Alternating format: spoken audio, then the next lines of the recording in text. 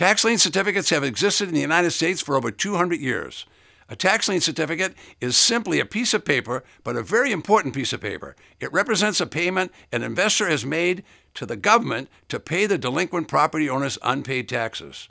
When the government sells tax lien certificates, it receives the money local government needs to operate and pay county employees. This investment is secured by real estate. The investor gets all the original investment return plus interest when the taxes are paid. Less than 5% of the tax lien certificates sold are not paid. In that case, the tax lien certificate investor may, by law, take ownership of the property for just the payment of the back taxes and fees. In the next video segment, taken from a recent workshop, Bill Williams discusses his first tax lien certificate buying experience. You'll find more information on tax lien certificate investment and tax deeds on my website, Ted.Thomas.com. There are two separate distinct auctions. There's explicitly a tax lien certificate auction, which if you don't pay your taxes, there's a tax lien certificate auction. In that, you're only buying the tax lien. You're only paying the taxes. You have no right to the property other than there's a lien on the property to get your money back plus interest.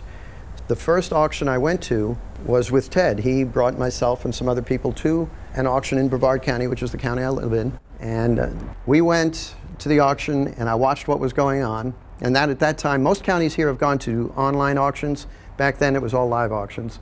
And it's a bid down process which starts at 18%, and then the minimum amount you're willing to accept as interest is bid down to whatever level you're going to accept. I watched what was going on and then I went home, and online you could research the property. So I went and looked at several dozen properties that I believed were going to come up for auction the next day.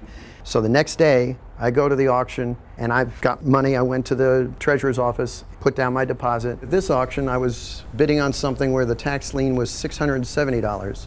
And I was nervous. I was sitting there, I got butterflies in my stomach. I'm all nervous about bidding $670 for something that is like buying a CD. That's how secure it is.